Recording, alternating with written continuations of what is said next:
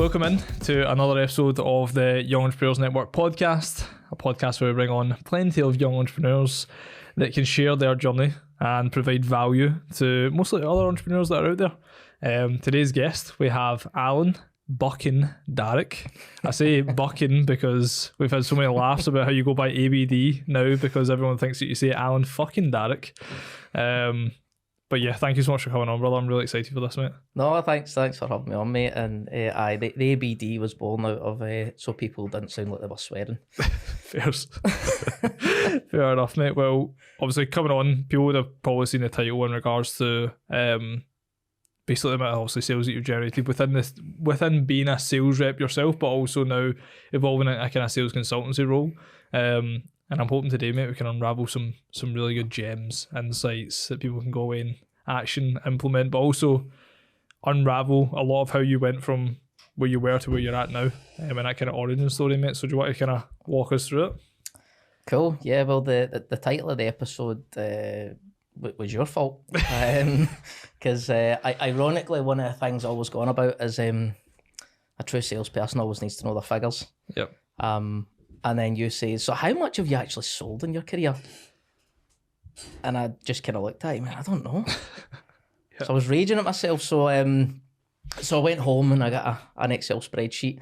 And I was like, right, well, at this company, I know I sold roughly this. I sold roughly this. And I started I had a wee sum formula going. I was watching it tick up and up and up and up.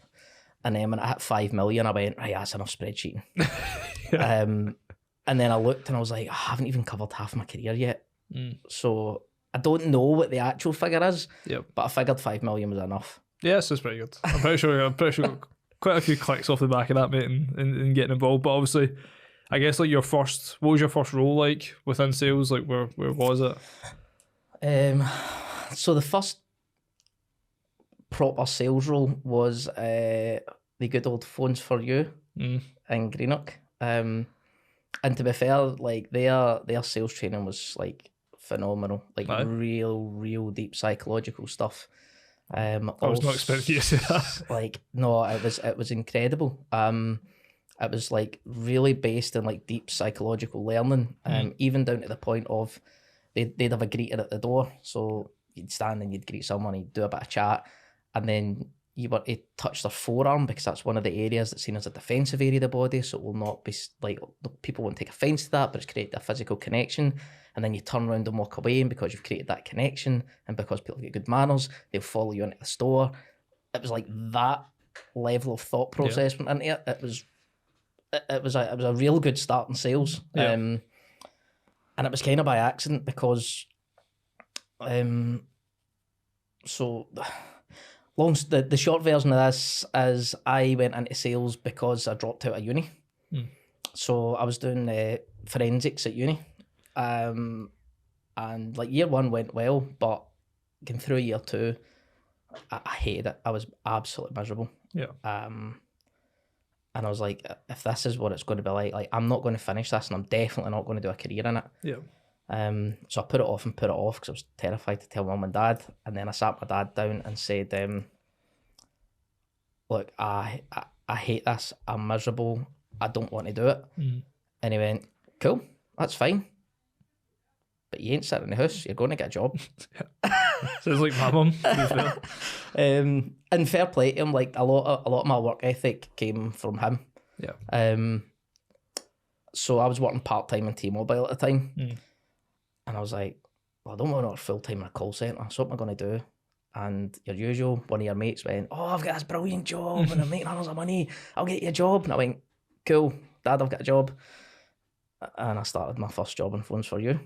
And what was like throwing back to there, like what was the, because I'm trying to like visualize what it was actually like in terms of you actual selling. So like you were selling in store, yeah. People would walk in. So I mean, it peaks and troughs, mate. I mean, like if the town was dead, it's pouring with rain. Yeah. It wasn't even in the mall. It was on the it was in Greenock, so it was out on the street. So not many people lived there. West Blackhall Street, no. Like Andy, that was it, me and Andy. But like when it was really quiet, like you'd be sat in the store like, what do we do? And then it got to the point that they had us doing this stuff that they called street fighting.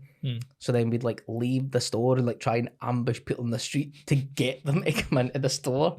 Like that level of desperation. Yeah. And don't get me wrong, like some of those things were horrible, but they were great experiences. They were great learning curves. Yeah. But it was definitely a good start into learning sales. But it wasn't a great job. Yeah.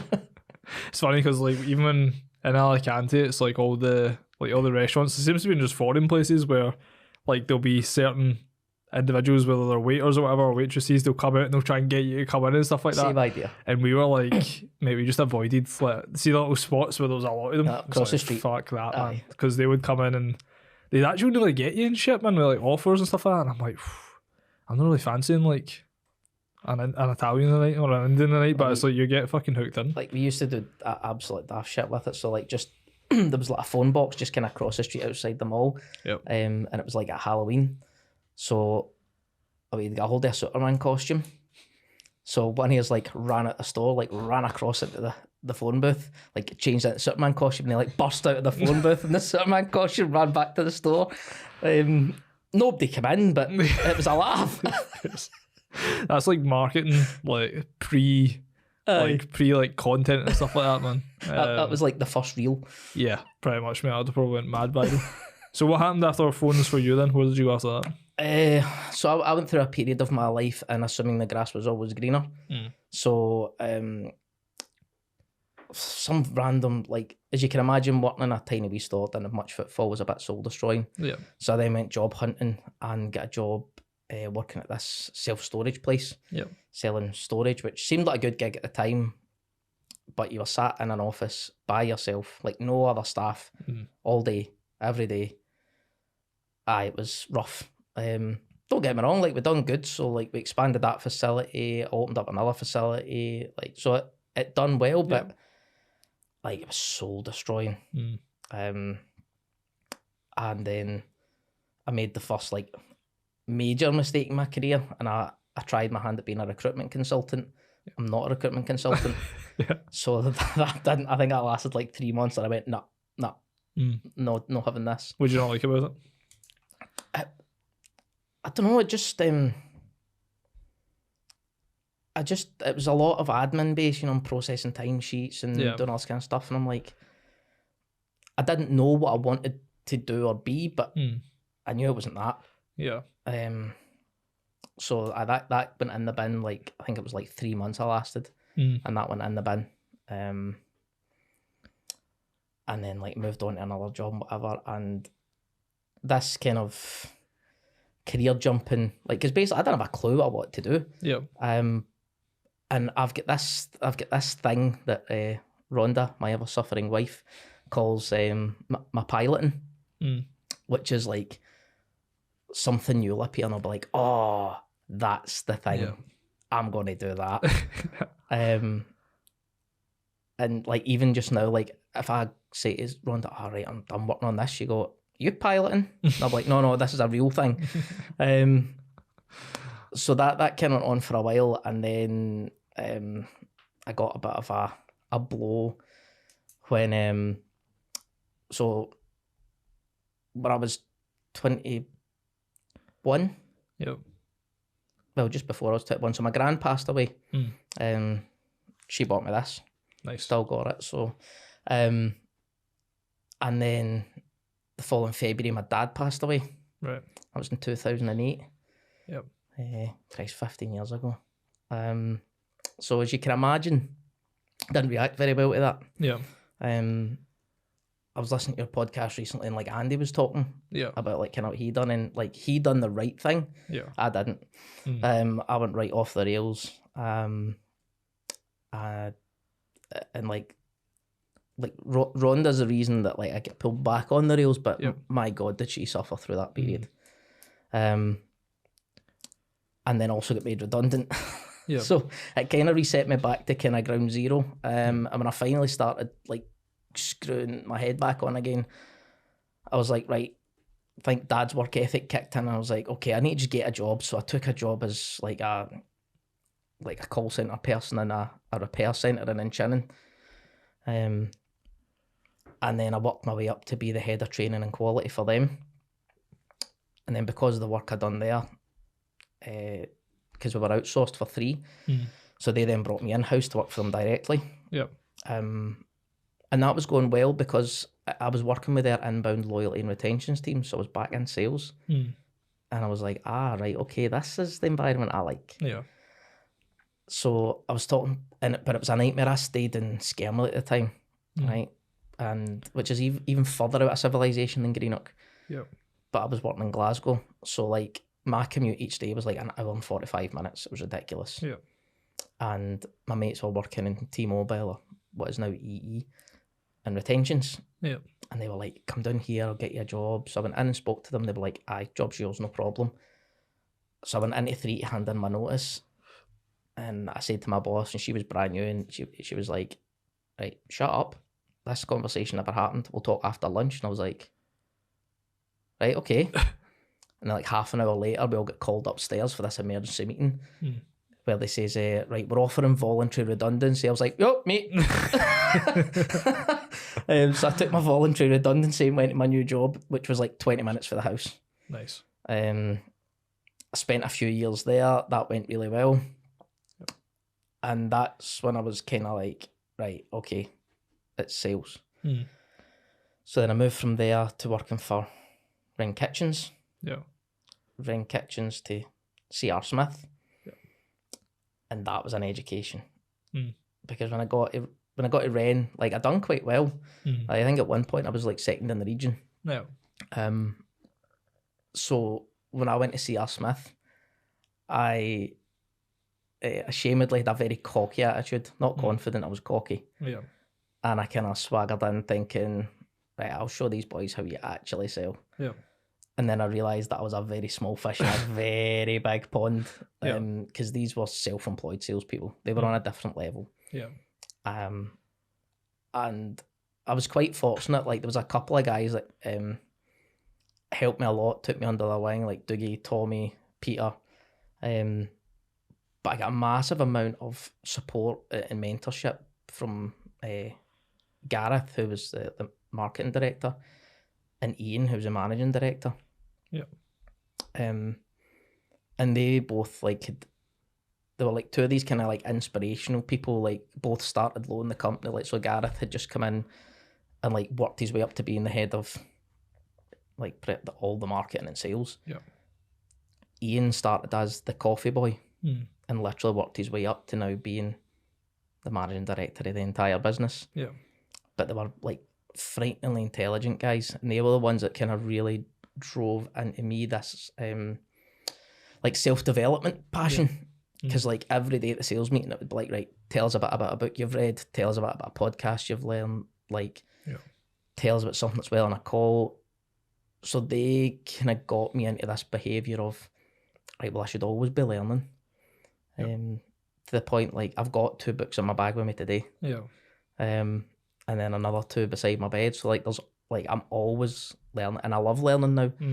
And there was other guys that kind of took me under their wing and taught me stuff, and but that was like massive leveled up. Yeah. So got a good few questions, mate. So one in terms of like you said it, like there was, you realised coming back into sales, like when you're in the kind of retention space, that it was then that you realised that like sales was like your gig. What about it made you realise that? It was so back then, my opinion's probably a bit different now, but back then it was a couple of things.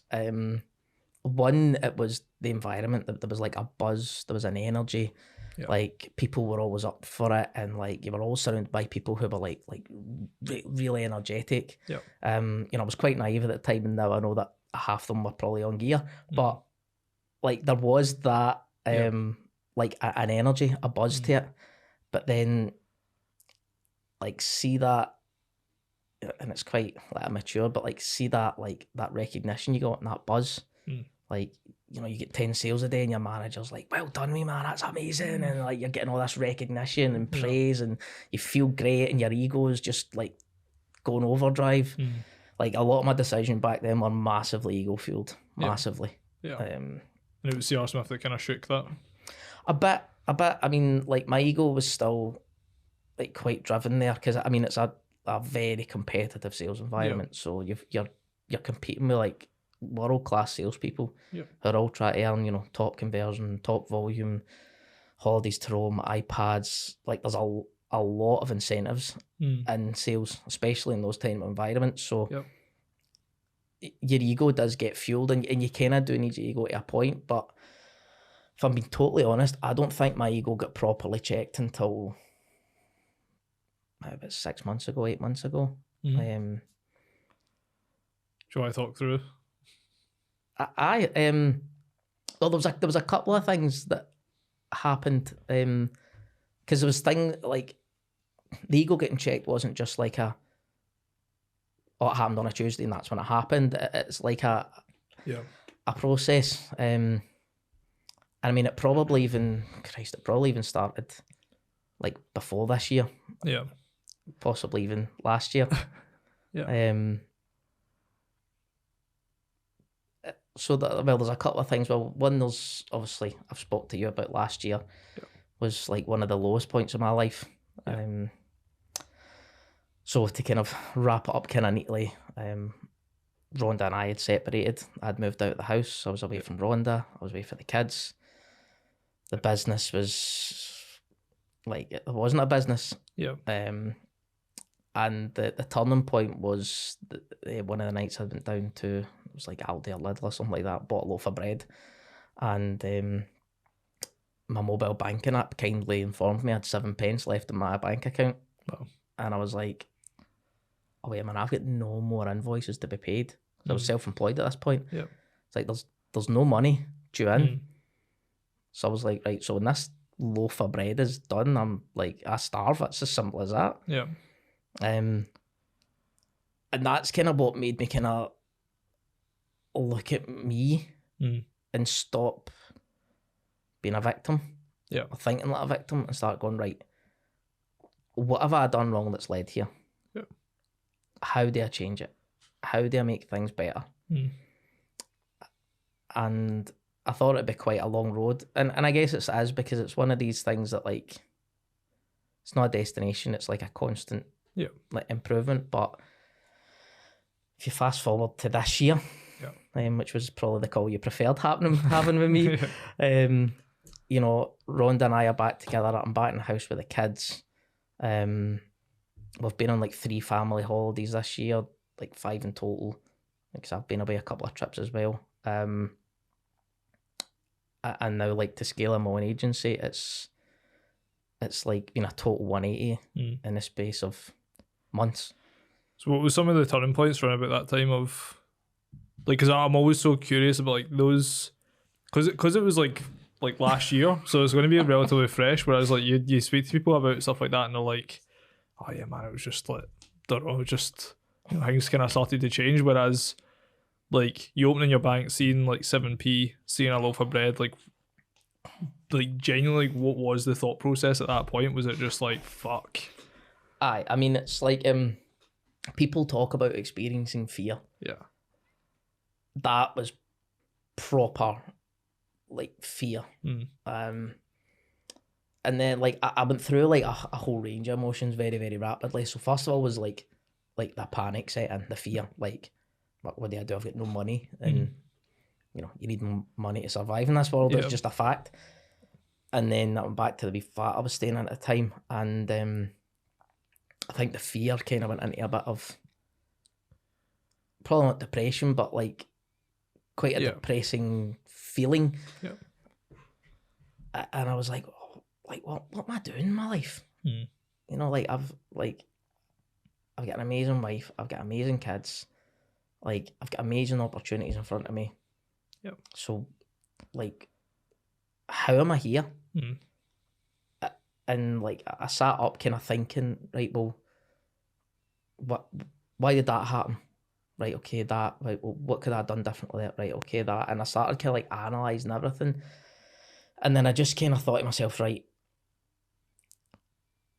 but problem number one is that I need income coming in. Because I still need to provide for Rhonda and the kids first, and then eventually I might be able to buy another loaf of bread myself. Yeah. So it was right, one foot in front of the other. Go to bed, get up early, go out tomorrow, and sell something. Keep it simple, and just do something out the next day. And I think I got like 3 sales. So that made me somewhere in the ballpark about £900. What were you selling at the time? It was the dojo, the card machines. Yeah. So that probably made me somewhere in the ballpark of about 900 quid. Yeah. So I went from, right, wait a minute, I've got nothing, to, right, in 3 to 5 days, 900 quid's dropping in the bank. Yeah. So I'm like, right, wee bit of breathing room. What did you do for those 3 days until you got the 900 quid? I ate toast. Yeah, toast. Literally, I had butter and I had toast, and that's what I ate for 3 days. Fucking hell. And I had some tea bags as well. So I had some tea, I had some toast. Sometimes I had water if I wanted to get a wee bit exciting. Fucking don't get a bit ludicrous, mate. I know. Christ, if I'd get fizzy water back then, Jesus. But it was literally, but it was, that was quite rough, but at the same time, because I knew money was coming in, it was fine, because I'm like, well, I know that's coming, so it's all right. So I didn't, if the money wasn't coming, that would have made eating toast a lot worse. Yeah. And then I fixed the stuff that was really important, which was fixing things with Rhonda, getting back to the family, getting the family back together. Yeah.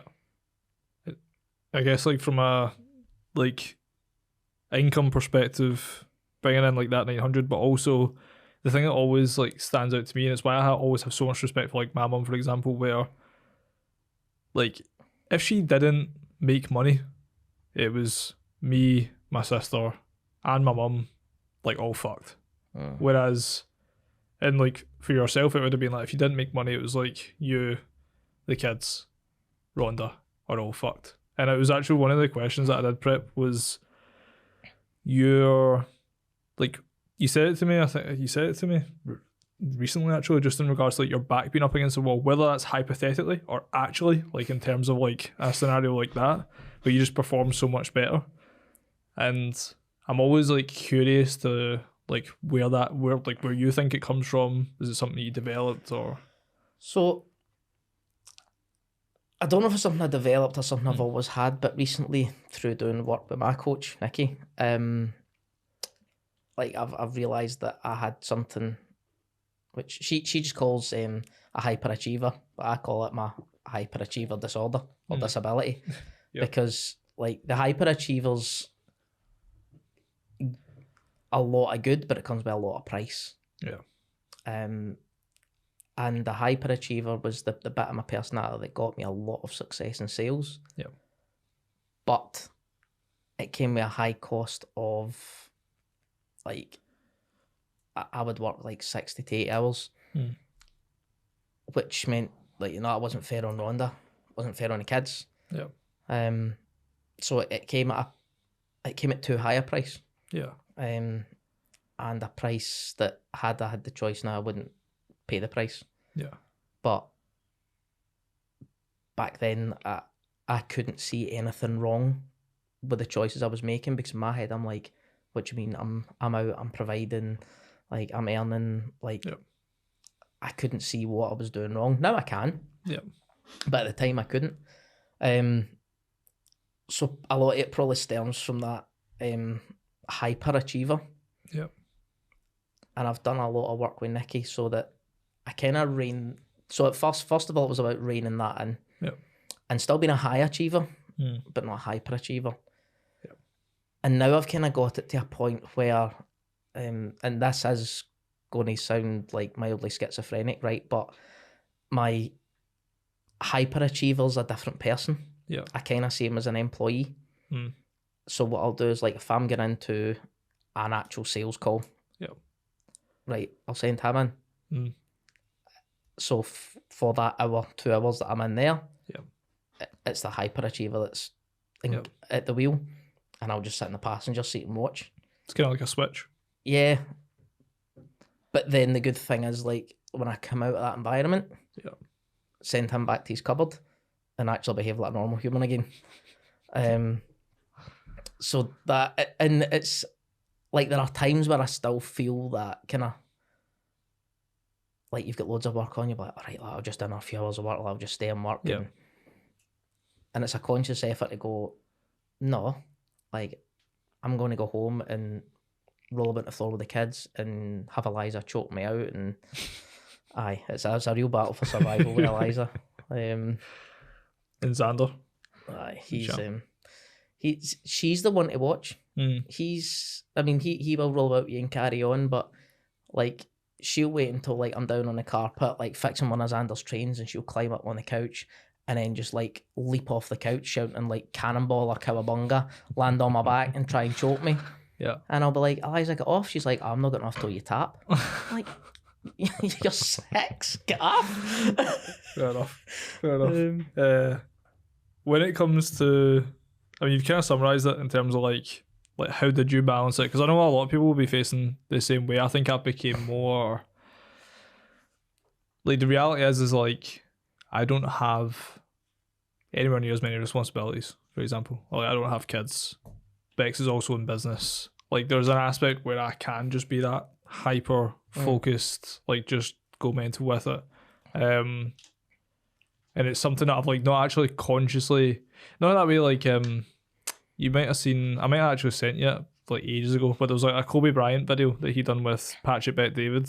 I'll send you it afterwards if I didn't, but to summarise, there's a part in there where he's speaking about, Patrick Bet-David was like, do you ever regret like the friends and family that you didn't see, or the friends and family you lost as a result of you being obsessed with basketball? And he was like, absolutely not, man. And he was like, why? And he was like, well, the people that are closest to me will love me for who I am, and part of who I am is that I am obsessed with basketball. And it's something just to accept almost. And I think that's something that, I mean, like when I was like 19, I had like no purpose and I just sat and played games all the time. So I had nothing to channel that into. Yeah. Whereas like the podcast with Daniel Luby, for example, it was so clear that what Daniel had experienced with his sister and his dad, that he channeled that into something useful, like a business, for example.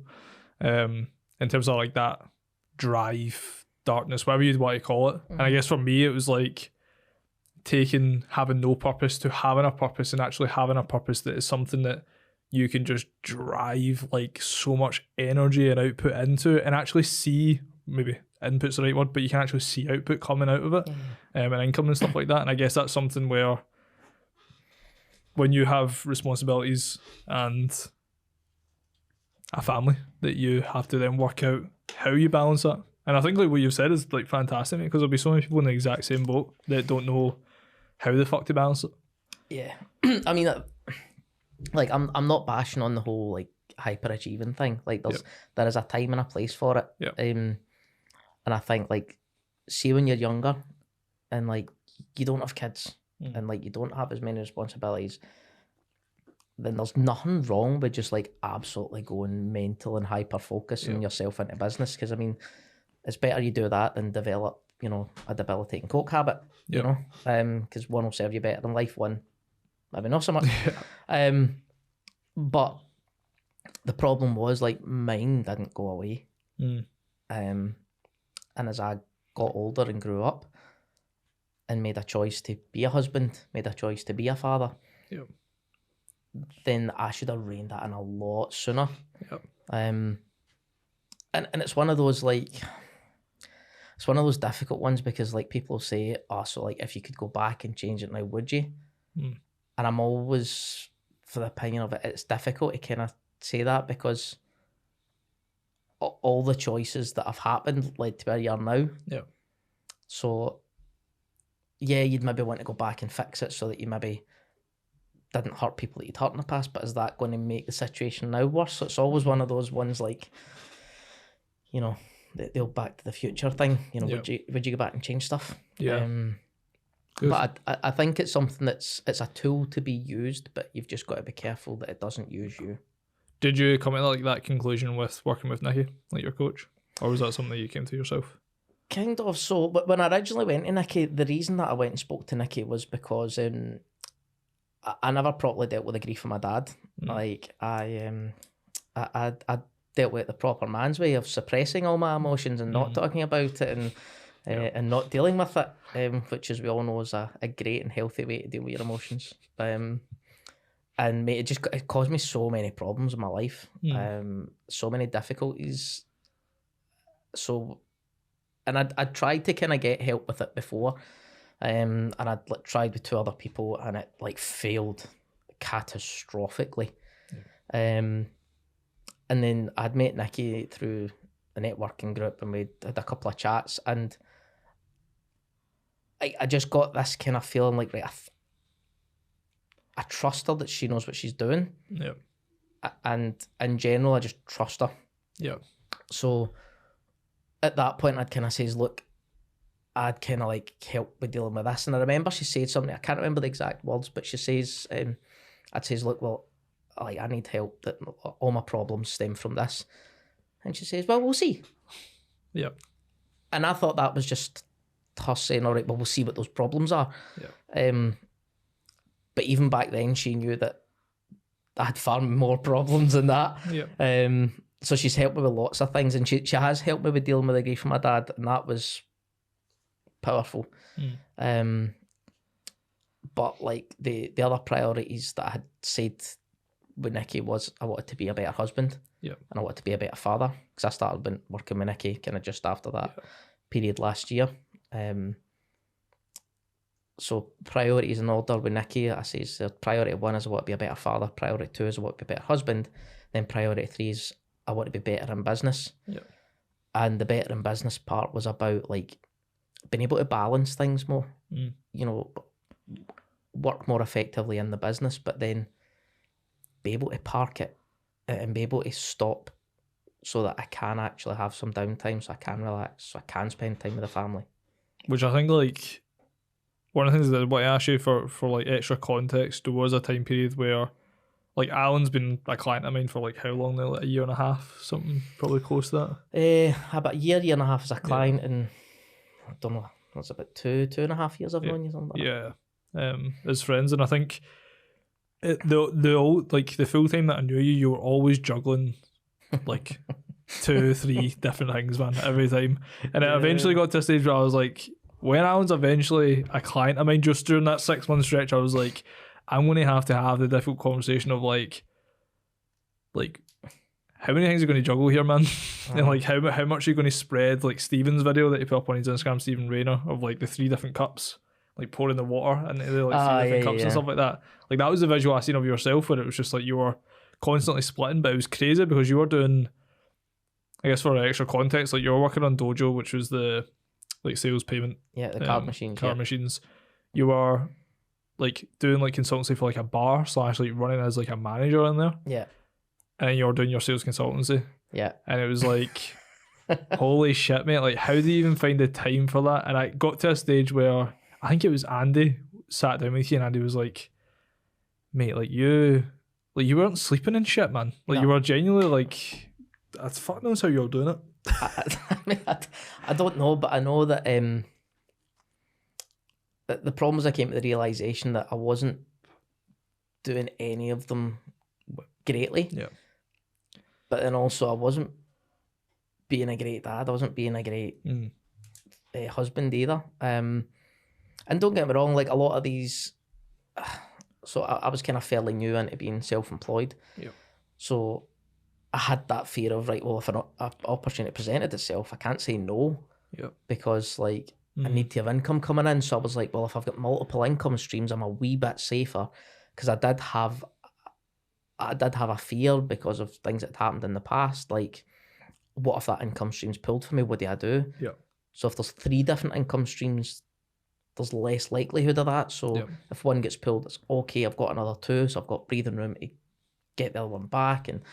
And so it came out of a bit of a fear, and then working with you, working with Nikki, getting told off by Andy,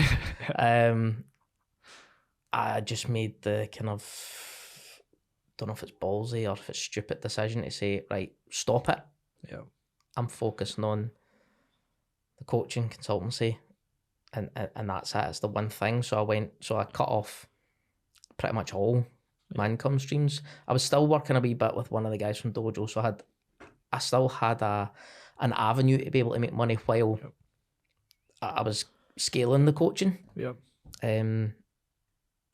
And it's funny because I can remember all the conversations I had with you. I was like, John, this is taking ages. You're like, mate, it's been 2 days. It's like, John, it's taking ages. You were like, mate, it's been a week. Yeah. And in hindsight, like, I scaled it pretty rapid, like 6 weeks. Yeah. But like in my, like, the panic and fear and anxiety. Yeah. Because I was like, well, there's no money. And as you know, I had kind of went through a period where, like, I wasn't affluent, but I was comfortable. Yeah. Like, you know, like we went to a holiday to Disneyland and stuff for Eliza's birthday, and like we'd done these things, and like there was money in the bank. Yeah. And I I remember phoning you one of the days, being like, oh mate, that's the greatest feeling ever. And you're like, what? I was like, oh, Rhonda needed 2 tyres in her car. And I was like, cool, just get them. Didn't even need to check the bank, just bought the tyres. Yeah. And it's a pure like I remember us laughing about it, but it was good being in that position where like I didn't need to worry. Yeah. But then that made going to zero even scarier because I just seen the bank account going down and down and down and down and down. Because you start to play more safe in it. So like when it's like comfortable, it's like why people like fucking accept a 9 to 5, because it's like they get comfortable, they don't want to risk, like not they don't even want to risk it, they just don't want to fucking just take all their income away and do nothing. Whereas the thing that excited me most about it was that, like, obviously some people just see you differently to how you see yourself, and I knew that was the same for like me with you, where I knew you were incredible at sales, but in my head it was like he's never went all in on it. No.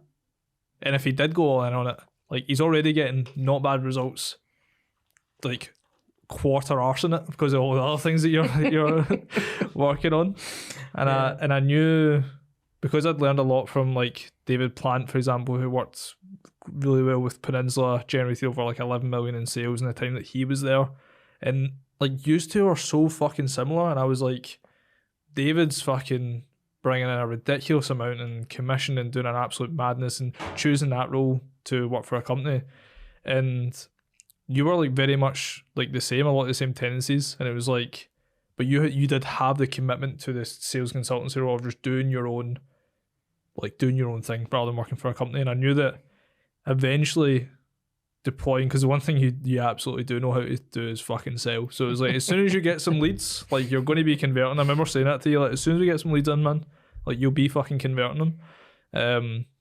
And since then it's been fucking class, mate. It's been like really exciting to see, obviously you collaborating with Nick and getting plenty of clients in the door. I guess, like, do you want to give some context in terms of what's happened in the last 6 weeks, just to the listeners? Yeah, so like I keep making the joke, you know, when people say what's your acquisition strategy, and I say Nick.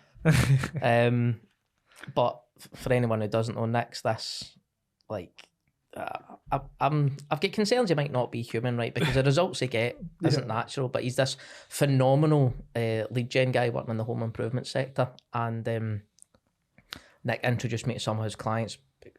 He had a word with me first and he was showing me the leads, and I was like, mate, they're good leads. I'd be happy with them as a salesperson. Yep.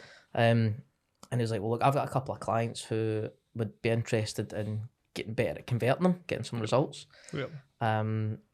So he's introduced me to a couple of his clients, and I know you're not supposed to, but one of them is my favourite. I love working with him. And the opportunities that have came from that, now that I've done a couple of things. One, I've decided this is my one thing. Yep. But then also two, as you know, I'm really bad for not, like, I used to be really cocky and really boastful. Yep. And then I went the other way, and I don't really tell people much about what I do or what I can do. Yeah. Which was an issue in the network because I was talking to Nick. This was how this came about. And I was telling him about how I was giving somebody some sales coaching, and he was like, do you think you would offer that as a service? And I was like, Nick, that is what I offer as a service. And he was like, oh, right, well, in that case. And that was the kind of, I think I messaged you, that was a moment when I was like, right, I need to like properly tell like the team what I do. Yeah. And it's just went on from strength to strength to strength. In fact, the reason I missed a call this morning was because one of those clients phoned me to ask if I'd meet their brother to bring them on as a client as well. Wow. So I'm meeting them on Friday. That's nuts. But I am, although I was scared to kind of like go all in on this. Yeah. Now it's brilliant. One, because it's scaled quite quickly. Yeah. But also because like I love working with Nick. He's got a phenomenal brain on him, and him and I have like get each other and we have great conversations. But it's quite good because when the conversation strays into kind of lead gen marketing type stuff, yeah, I'll give him my opinions and my thoughts, yeah, but I defer to his expertise. Yeah. And likewise, when the conversation strays back into sales, he'll be like, well, here's what I think, here's my ideas, but then he defers to my expertise. And it's like, I keep joking, tag team champions of the world, Legion of Doom. Yeah. But it's working really powerfully, and like the results that we're getting for some of the clients, like when I told you, you just laughed down the phone at me. Yeah. And I only see it getting bigger. Like, so not to give specific figures, but that the agency scaled quite quickly in 6 weeks. Yeah. And I reckon within the next few months, or at least in the next quarter, that's probably going to be a 5-figure agency. Yeah, I agree. And then Nick and I are working on how we can take our partnership to the next level. Yeah. And the projected profit for that is just like monopoly money. It's crazy, mate, because it's like you go from like putting multiple building blocks on like separate foundations, and then like this, it's like one building block, and it's like the stuff with Nick, that's another building block, but it's on the same building block. So it's like you are doing more shit, but they're stacking on top of each other, which is like only going to compound. One of the things I liked about what you said, and I actually learned this from when we started working with Lawrence, and he was like, because I had this vision of cool, like 400% output as opposed to 100% output in regards to 4 people on 4 different areas of expertise versus just me spread myself thin across all of them. So Andy obviously came as an integrator, the systems, the doer, the just fucking Andy. Like there's no other way to describe Andy. He came in as an Andy. He came in as an Andy. And then Jack came in as sales. Yeah. And then for me it was like, right, cool. Client acquisition, like in terms of lead gen, like I'm going to take the bull by the horns with that, and I'm going to pass it on to someone else and give that to someone else. So that person will be Ollie. And nice. When I brought that to Lawrence, and Lawrence was giving me feedback on it, if anyone doesn't know Lawrence runs Dinini. He was on the podcast like a while back, but he scaled that to like 200k a month, 250k a month to like 27. He's nuts. So Lawrence was giving some pretty good advice, and what he called the thought process that I was going down was smarketing, which is sales and marketing together. Right, okay. And I just took that as like a big kind of like the biggest disconnect in majority of businesses is that, cool, Nick's doing lead gen, but he has no relationship with the sales guys. And then you're doing sales, but you would have no relationship with who's generating the leads. And there's this kind of big fucking disconnect. It's a massive problem in sales, and like if you go, like, especially if you get into corporates, right? Yeah. The salespeople will always be raging about how shite the leads are, and the lead gens will always be raging about how shite the salespeople are, because the lead gens think salespeople can't sell their leads, and the salespeople think these guys wouldn't know a lead if it bit them in the arse. So you've get this total disconnect where they say it's their problem, they say it's their problem, and then you've usually got a sales and marketing director in the middle going, look, well, one of these just sell something.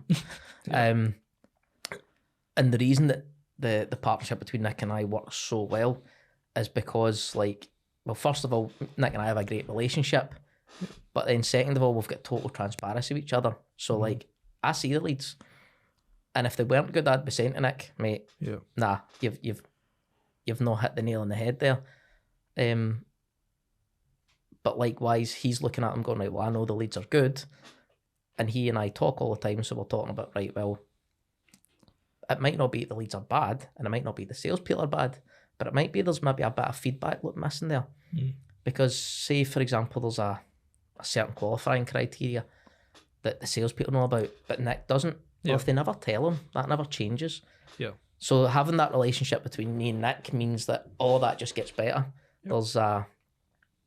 There's a feedback loop there. There's total transparency, and it makes it, rather than being a lead gen process, and a sales process. Yeah. It's just one total process now. Yeah, which makes a lot of sense. Like, in terms of the biggest game changer for your clients, like, so far, because I know you've told me quite a bit of fucking stories and things that you've given and changed and shifted. And I know Nick has spoke about it on a podcast that he was on as well.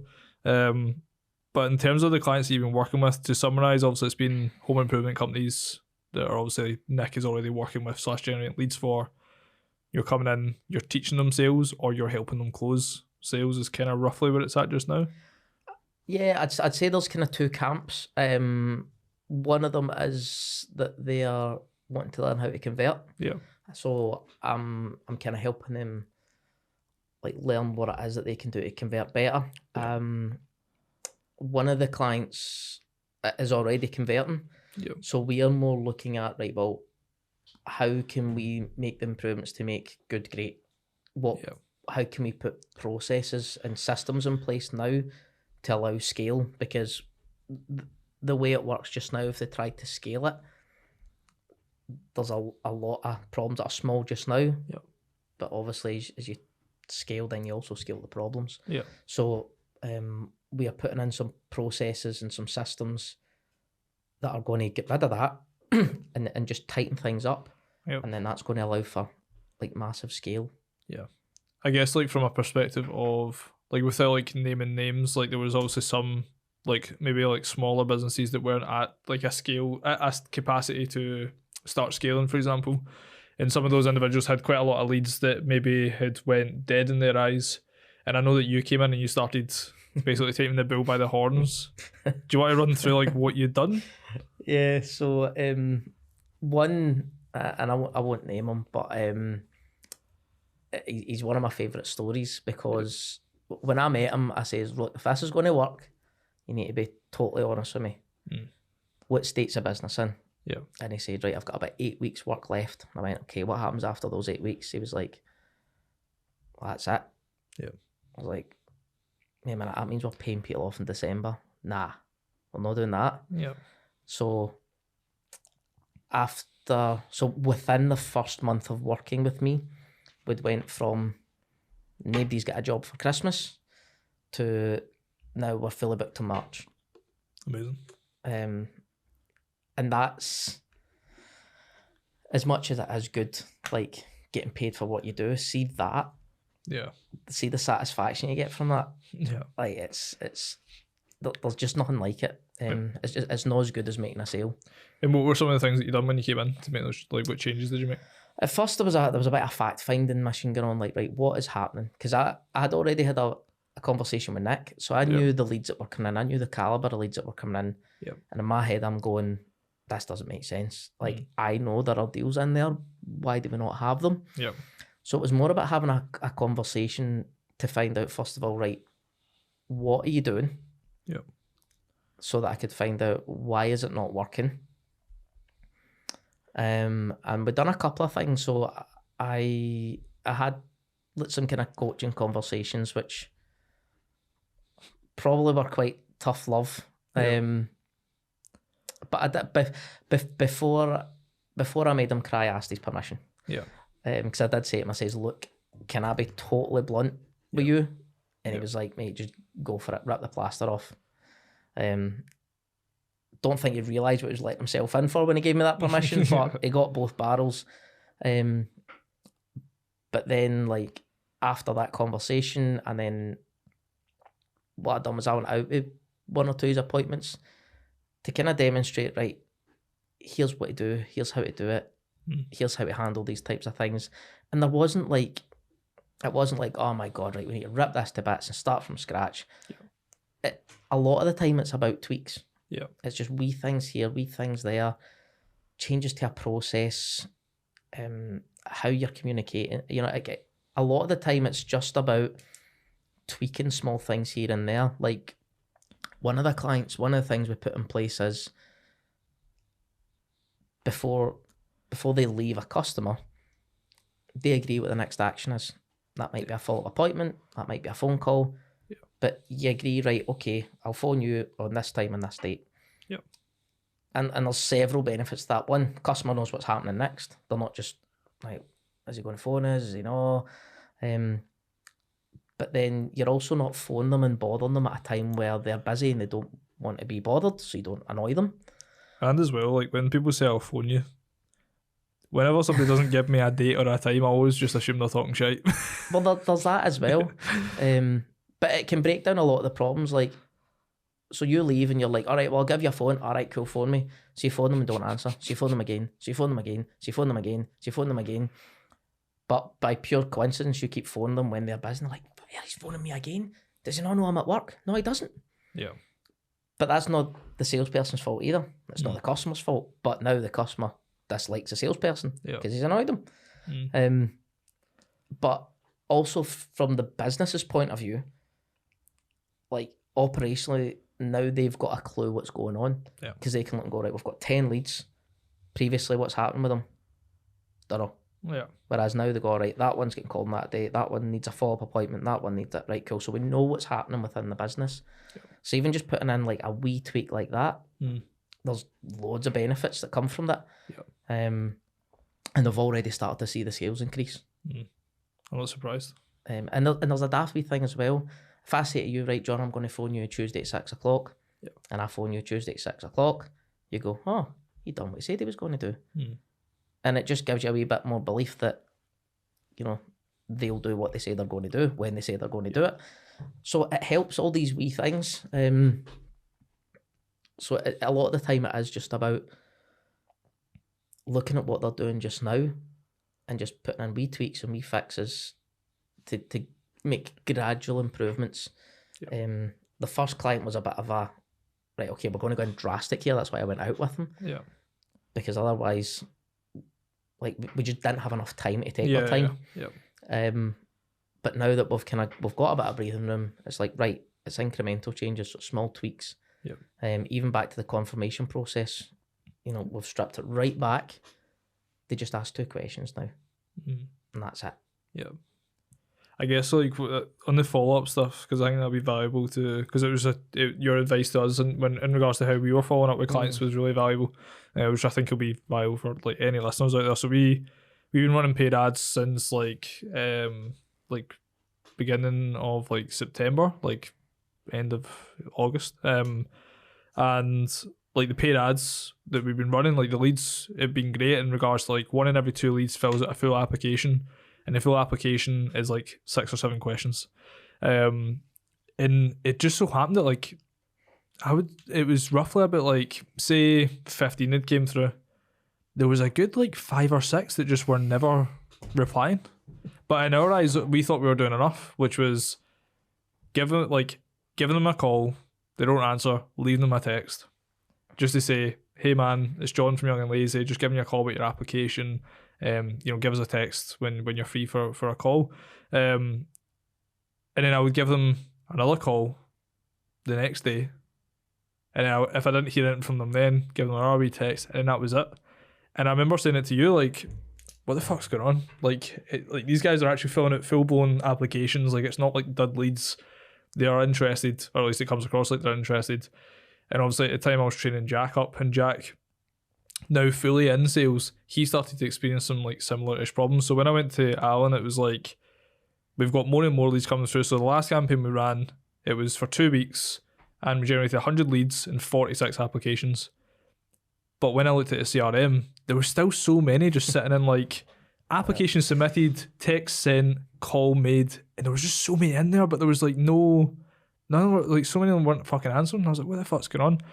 So Mrs. Allan was like, right, cool. I'll be implementing a process where you're phoning them at a different time each day. So that was a big change for us. We were always, Jack had a routine, which was text first thing in the morning, call after lunch, and then same process next day. So what you said to us was like, what if they're busy at that time? Or what if they're at work? Or what if they're locked in on their business? Like, what is it? So said to Jack, I was like, cool, we're going to make one small change. Text them in the morning, give them a call if they don't get back to you, like with an actual time that suits them. And then if they don't answer at that point, you give them a call again around about 6ish. And that day that we implemented that, there was not a single application that didn't get back to us. And I was like, mental that like you said, such a small incremental change, which was like ensuring the text had enough lag time in terms of, hey Alan, it's John from Young and Lazy, or Jack from Young and Lazy. I'm planning on giving you a call today about your application. Is there a time that works best for you? Like that just started like fucking Jack in the morning, like from 9 until 10:30. You won't get a hold of Jack because he's just on his WhatsApp, just arranging calls and chatting shit back and forth. And then the calls that he's then got scheduled in all afternoon, he's not really having to do many ad hoc calls, but the ones that he is doing ad hoc, he's got a very clear follow-up process for the evening, and if they don't answer in the evening, it's about giving them a call the next day on a different time, which was what you suggested again, to just try and get them, and then leaving on the 5th touch point with them answering 7 questions. On the 5th touch point, to ensure that we're not nagging them, it's something along the lines of, like, almost like just stepping away, like, you know, we're really interested, loved your application, or assuming that just you're really busy at the moment, if you can give us a call back at some point, that would be great. And then touching base with them again maybe at the weekend. Yeah. And that's been fucking great for us, mate. It's just this. It is that, so you see it quite commonly. Again, like dialer businesses and things like that. You know, there's nothing worse than like same company calls you at 10 o'clock every single day when you're at your work, when you can't answer. Yep. And you go, all right, I'll need to phone them back later. And then 1,000,001 things happen. And it's not until they phone you again at 10 o'clock the next year, you go, oh, I forgot to phone them.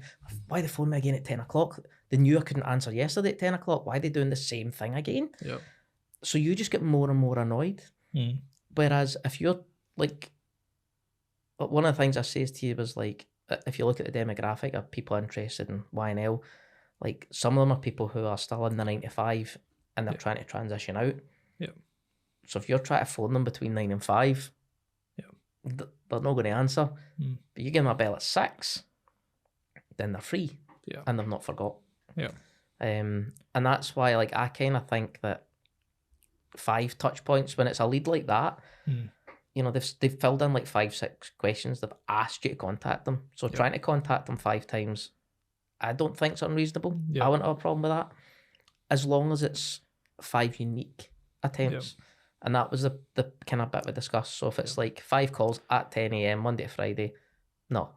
But if it's a call at 10, call at 6, a WhatsApp, a text, call at the weekend, then that just shows that you care and you're actually trying to follow up on their request. I think that was the big thing that you said to me, because I was always worried. I think a lot of people relate, like, not wanting to bother someone or annoy someone, or if they call back, like, you've texted me fucking 6 times, man, like, fucking hell, like, almost like they're annoyed. I didn't know how to handle it, because I would just be like, well, what would you even say to that? And what you said in response was just, I don't want to butcher it, but it was along the lines of, you know, you fill out these questions and we loved your answers so much that we just wanted to ensure that we were doing anything we could to get a hold of you. And it just kind of, I think you phrased it even better than that. Do you remember how you phrased it? I can't remember exactly, but I think it was along the lines of, like, kind of what you said, like mate, we've seen your questions and, like, we just really wanted to talk to you after reading them. Yeah. Like, if I was annoyed at you, like, John, you phoned me 6 times, what is it? And you go, mate, I read your questions and, like, I just really wanted to talk to you about that. Sound?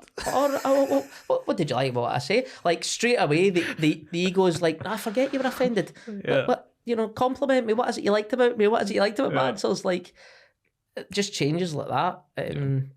And it also kind of reminds them, you requested this phone call. You don't really have a right to be annoyed. So I think, like, if you just approach it that way, you'll probably not get much pushback. There's a question which I think is just super valuable probably for a lot of people out there, which is that, especially like one-man bands or like smaller businesses that are trying to scale, that they maybe don't have a sales rep and stuff in place, I definitely noticed that having Jack come in, like, my patience for sales when I was by myself was pretty thin, man. Like, somebody would no-show me and I'd be like, oh, fucking hell, man. Like, my schedule is... the torch and pitchfork out. Yeah, fucking raging. They wouldn't really see it. I hope they wouldn't see it. I hope they wouldn't notice. But, like, sending that text afterwards, like, hey, Alan, sorry I missed the call, man. Is everything okay? Like, I'm red. Like, red raw. But I've noticed it's from Jack coming in, like, how Jack handles it is, like, fucking incredible compared to how I handle it. And I almost look at it in admiration when I'm like, actually admire like how he is actually handling at times where someone no shows and he's like, it's sound, man, like it's no stress, got them booked in again tomorrow. And I'm like, my like ego wouldn't even allow that, to let them think that I am free enough. Yeah, that I'm free. How dare them waste my time, but also I'm free enough to book you in tomorrow when you just fucking cancelled on me last minute or no showed or whatever it may be. But I guess obviously like even at that, because I know Jack's had a couple of experiences where like guys will reschedule like 3-4 times back to back, and at that point obviously his fucking patience starts to wear thin. And it's almost like, how do you start to navigate that, both as if you're a solopreneur running a business from scratch and you do have to wear a lot of hats, how do you manage the shitstorm that is sales? And then the flip side, when, you know, say somebody's working in sales and they're just dealing with a lot of no-shows and stuff like that, like what is the best way to manage it? I mean, it depends on what's caused. I mean, if you're getting loads of no-shows, there's possibly an underlying issue that needs to be addressed. But the thing I would say, because I have a terrible memory, right? Well, I've got a weird memory. Like, I can remember the theme tune to every single 80s cartoon, right? But you tell me to phone you tonight at 7 o'clock. If I don't put it in the diary, it's not happening. Yeah. So Google Calendar, like, for anybody that's starting out, just put everything in it, right? Yeah. Like, even, you know, I'm going to the pictures on Saturday night at 6 o'clock, just put it in the calendar. Won't do any harm being there, right? But what it will do is it'll prevent you booking something when you're supposed to be like spending time with your other half. Yeah. Right. And you want to prevent those types of issues. But if you can like schedule in stuff, and see, even if like, don't leave gaps in the calendar. Say you go like, I need an hour to do this admin task. Put it in your calendar. Yeah. Right? Because then you'll not forget to do it. Yeah. But then also it kind of blocks that time out, so that if someone does try and get a meeting with you, no, I need to get that thing done. Yeah. Because like one of the problems that one of my clients has is like, he goes out to sees a customer, and then he's so busy, he's struggling to find time to get the quote done for the customer. So then the customer's like, oh, have you got that quote yet? Yeah. And as soon as you have that question, you've already annoyed that customer. Yeah. You know, so you try, and if you can manage that time better, right? Yeah. Which, coming from me, that's an absolute cheek, by the way. But don't be me, learn from my mistakes. If you can manage that time better, right? Yeah. By a free, simple tool like Google Calendar or Apple Calendar, whatever your poison is, like, just use that. And then probably, and it's easy for me to say now because obviously I've done this work with Nikki, but don't take it personally. See when somebody doesn't no show for you, it's not about you. In the nicest way possible, you're probably the last thought on their mind. Yeah. Which is difficult for your ego to take, right? But you don't know what's happened. Yeah. Like, their day, something could have went catastrophically wrong in their day job. Yeah. Family member could be ill. They might be ill. Like, or it might just be a genuine mistake. But see, for you to come at them from a place of like understanding and patience, then the reciprocation you get is phenomenal. Yeah. Whereas if you're like, we were supposed to meet 5 minutes ago, where are you? I'm like, prick. Maybe it's a good thing I missed that meeting. Don't want to work with somebody like that. Yeah. And how many times have you said that? We maybe dodged a bullet there with them. Yeah. And the stupid thing is, you probably didn't dodge a bullet. You maybe just caught them on an off day. Yeah. I think that's like when because I was taking it personal at the beginning, man. Like especially the first year, man. Like, it was like, to me, I was like so like regimented, like calendar wise, schedule wise, that like even now, man, I hate cancelling anything, or like it's like such a, I don't know what it is, man. What are you gonna say? I've got a perverse way to look on these things. Yeah, go for it. Because otherwise my ego will probably offer them a square go. I look on it as like a gift. Yeah. So like if somebody messages me like, mate, I'm so sorry, like I can't make the meeting, I'm like, yes, I've got a free hour, kettle on, cup of tea. Yeah. Unexpected cup of tea. What is better? Yeah. And I'll make a point of like, if someone cancels a meeting, I will make a point to do something within that time that's like something I enjoy. right? And I mean like a stupid thing like go make myself a cup of tea, have a wee bar of chocolate, because then you're spending that time doing something that's quite nice. Or you go, oh, see that admin I had scheduled for 5 o'clock at night, I'm going to do it now. I'm going to give myself a wee early finish. So whenever something like that happens, which I get annoyed about, I'll try and make sure that I do something else in that time. And then I'll make a point of telling them. So if they go, oh mate, look, I'm really sorry, I need to cancel last minute, I'm like, ah, mate, it's cool, you've actually helped me out because now I can do X, Y, Z. And the reciprocation I get for that's phenomenal. Because I think it's like I was so like lost in your like train of thought there, because I completely agree. It's like there's when you receive something that when you receive something well that majority of people wouldn't, or it's like when you're not done your homework at school and you're like, fuck man, I've done my fucking homework, can I dog it today? Like, can I actually not come in? And then you go in and you're fucking shitting yourself and you're like, fuck. And you bring it out and the teacher's like, it's cool man, like just get it to me tomorrow. And you're like, holy shit. And all of a sudden you're like, mate, he's the coolest teacher in the school. He's sound by the way. Like, but it's the same idea, and you're right, because like people expect if you cancel a meeting on them, especially if it's last minute or if you just no show, like people expect you to be raging and they feel really guilty for it. Well, most people do, some don't care. But I think that's the balance in it. Like it's like the people that feel really guilty, you can usually tell pretty. It can be a blessing, because if there's ones that just don't care, you kind of know, well, would you want to work with them anyways? It's maybe not a good fit. But then the ones who are like, look, I'm really, really sorry. When you come back to them, like, mate, don't worry about it, because you've actually freed me up some time that I can get this done. So you've actually helped me. And they're like, oh, that like totally, like it's a total pattern disrupt. They don't expect that at all. But it's great from a relationship building point of view. Yeah, I completely agree, mate. See, when it comes to, there was one of the things that I took from what you said earlier on, which was like taking someone from like 0 to hero, as opposed to taking someone from like a 7 to like a 10. Like that kind of process, I feel like I've always heard it. I think like Hormozy speaks about it in regards to like sales hiring, sales training. Like it's much easier to take someone from like a 7 to a 10 than from like a 0 to hero. But out of curiosity, like what does 0 look like? And what does 10 look like in your eyes? So in my opinion, 10 doesn't exist. Right, because 10 implies that there's no room for improvement. Give me like an 8 then. And there's always room for improvement. I mean, like, I'll let you go to 9.9 if you want, right? But 0.1's mine.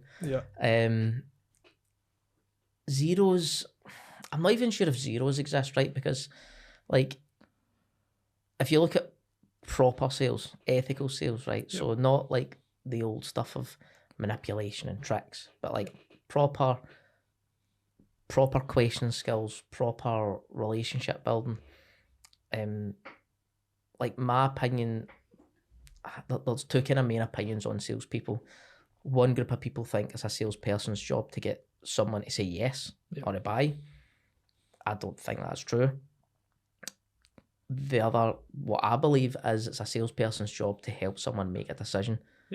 So if you get to the end of the conversation and they decide yes or they decide no, brilliant, you've done your job. If they're not able to make a decision, well, you've not done your job. You've not given them enough information. You've not answered their questions. You've not built enough of a relationship for them to trust you. If it's a maybe, you've not done your job. That's why I believe that you and David were really similar. One of the first pieces of advice David Plant gave me was a yes, a no, but never a maybe. Yeah, because you've not done your job. Yeah.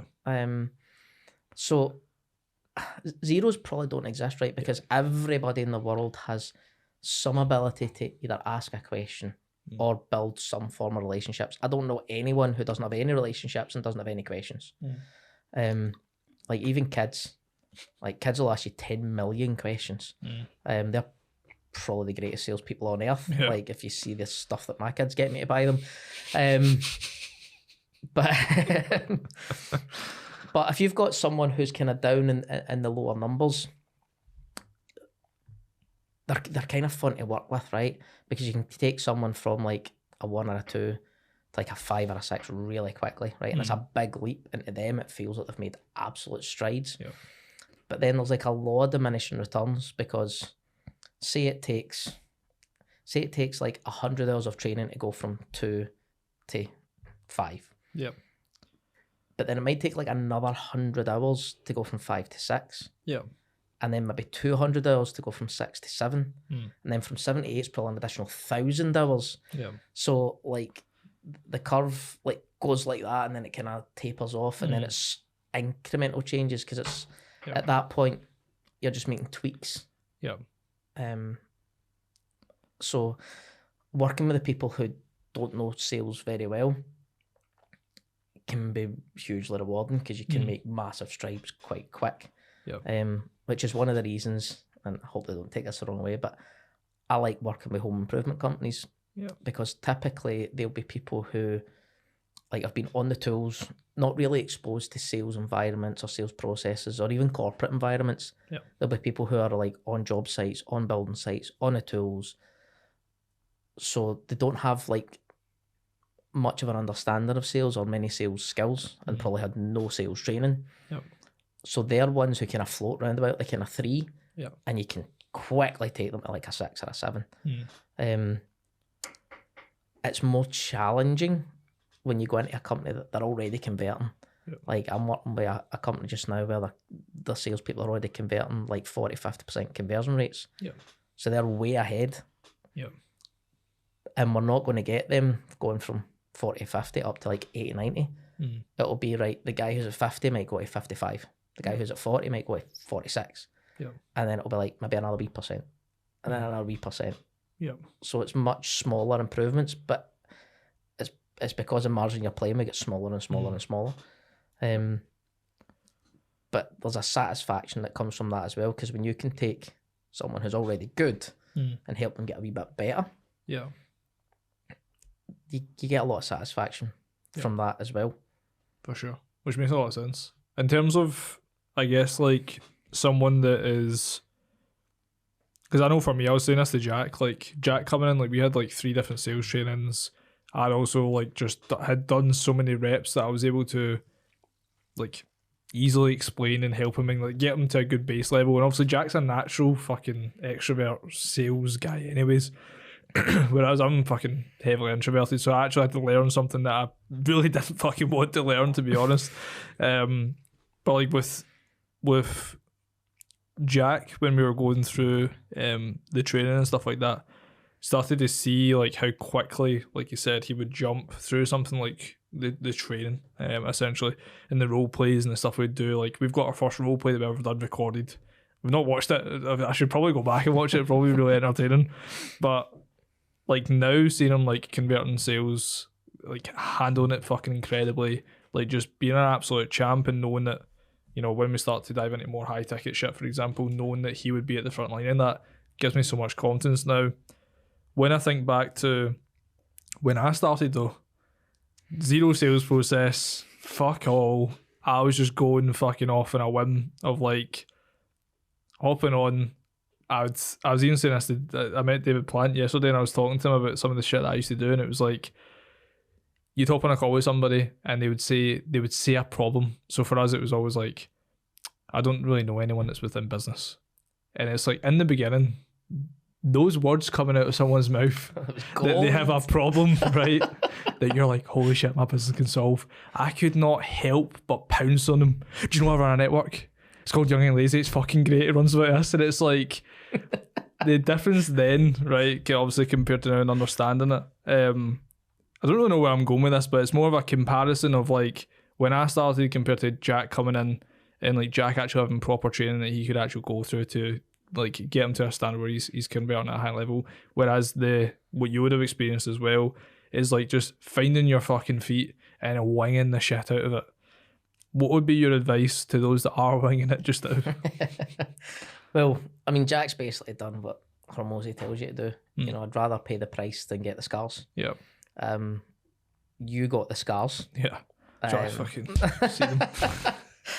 So that like Jack could take your lessons and kind of leapfrog that, and that's kind of like the same, because like one of my clients says to me recently, well, I'd rather get you to do it than take 20 years to learn what you know. Yeah. And I'd probably say if someone's winging it just now, strip it back and just ask questions.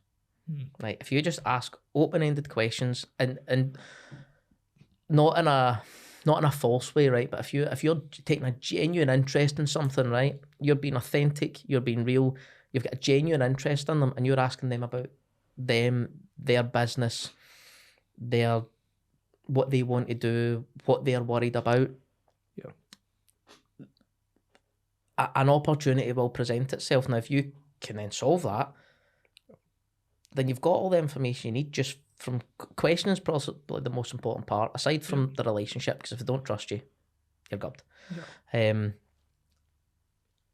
if you then just turn around and just ask someone a question, say, listen, you says that you had that problem. Is that something you'd want help with? Someone will be like, nah, you're cool. That way you've not affected the relationship. But if they go, well, I'd love help with it. How come? Well, like, I actually do this. Like, I can help you if you want. And it's much more of it's a natural conversational way to just offer someone help rather than try and use 47,000 psychological techniques to manipulate them into buying your 10-step course. Do you know, like, just take a genuine interest in someone, find out what's going well, find out what's not going well. And if you can help with the stuff that's not going well, ask them if they want help, right? And if you're starting out, just keep it that simple. Once you're getting better at your question skills and you're getting more confidence, and then you can start to find better ways to help people. But at the core, you just need to keep it about helping people. And I think that's something that you can. I think the most important thing, like if I reflect back at the beginning, like so many of the relationships I built at the start, like I still have now, because I didn't like jump the gun to like offering the service straight up, like just like a straight up like jumping down their throat. Whereas like in those first couple of months, like absolutely I would have been fucking that example there of like, also at the time it was Young Entrepreneurs Network, it was like, yeah, fucking join my network, it'd be fucking class for you. Right. But as time evolved, it was probably like the coach I was working with, but also just like videos I started to watch, people I started to meeting David and stuff like that.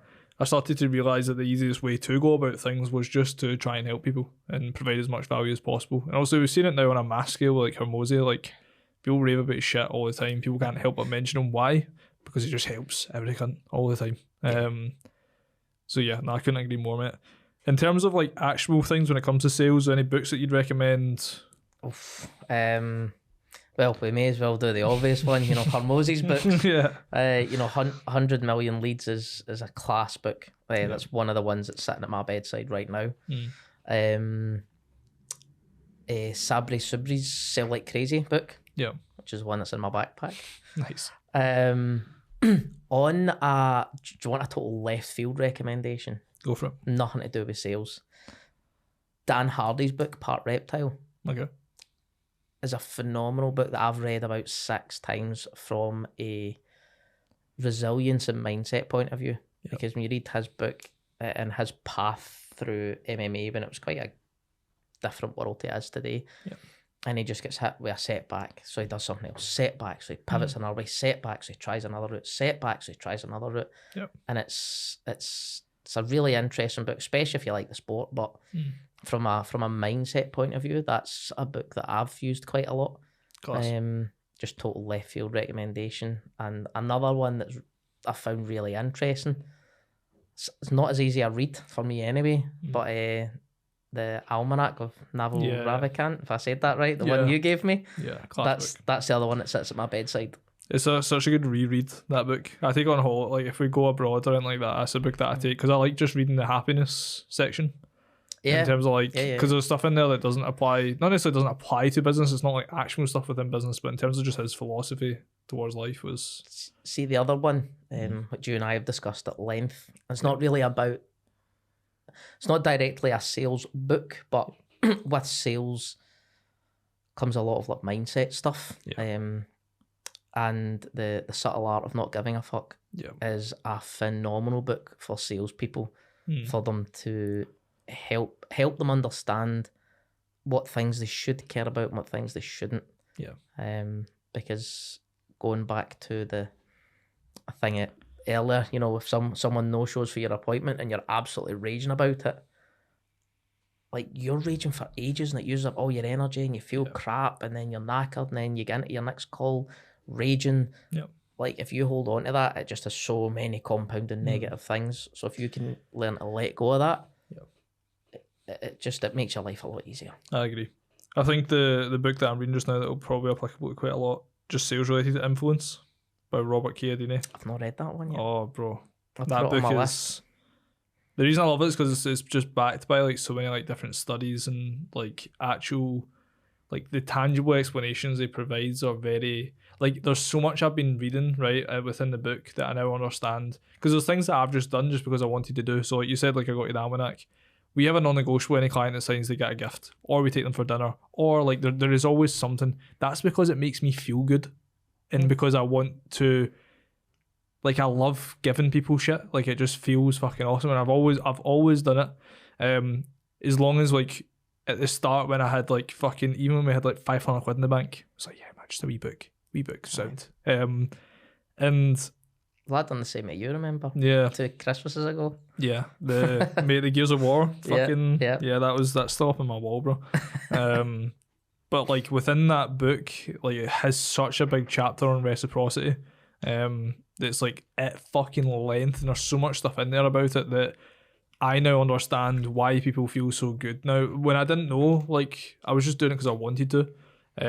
But there's so much in that book that's just been fucking fantastic, especially in pricing and stuff like that as well, which I know is what a lot of people struggle with. But there is a weird thing as well, because like I see loads of people online and they're like, yeah, don't give anything away for free, you know, mate, pay gate it. Like, when I have someone on a call, so I'll always have a call with them first to see, 1, if I can help them, and 2, if they're a good fit, like, or if I want to work with them. But I always make sure on that call, like, I'm giving them stuff that they can take away and action, and it will have an impact in their business, or it'll make them money. And like, I've had people going like, why are you giving that away for free? Like, well, because it makes me feel good. And like, they might decide not to sign up, but the second they're talking to someone that goes, oh, like, I really need help with this. Oh, mate, I had a talk with this guy, he pulled me on a call, and he helped me with this, this, and this. You should talk to him. So they might not be a client, but the person they know might be. So sure. You do get that. It's that law of reciprocity. 100%, mate. I couldn't agree more. I'm mindful that we've been going for nearly an hour and a half, mate. Have we? We joked about that as well. I know, bro. It's been immense, mate. We might actually have to do a part 2 to be fair, because there's so many times. Yeah, there's so many things we just didn't cover, mate. That I think will be outstanding. But honestly, man, I think episode as a whole has just been absolutely class. In terms of where people can find you, like posting on socials and stuff like that, anything that you want to plug? I mean, mainly just now, I've finally, after Jasmine bullied me, I'm starting to use my LinkedIn account. Nice. So I'm kind of approaching it 2 ways. LinkedIn's going to be just like my business stuff. And if you want to find out more about the weirdo behind the business, then I'll put stuff on TikTok and you can see me like paddleboarding and stuff like that, if that's your thing. Love it, mate. It's just Allan Buchan-Darroch, which you'll see in the title. You'll see in the title anyways. There's only one in it. There's only one in the world. It's just that. But yeah, honestly, thank you, brother, for so much for coming on, man. I feel like we covered such like good shit, man. A lot of applicable stuff. I enjoyed it, man. Actionable things that people can implement. So yeah, thank you so much for coming on. Paul, thank you as always, mate. If you're on YouTube Trips, be sure to subscribe, like, leave a comment about how class Allan is. If you're on Spotify, make sure you follow us. We're hyper aggressive going into 2024 on podcast episodes. We're uploading fortnightly at the moment, but we're stacking up so many episodes so that we can start going weekly. So yeah, definitely get Allan back for part 2. So thank you so much, brother. Anytime. It's been fantastic. And yeah, thank you for listening, Trips.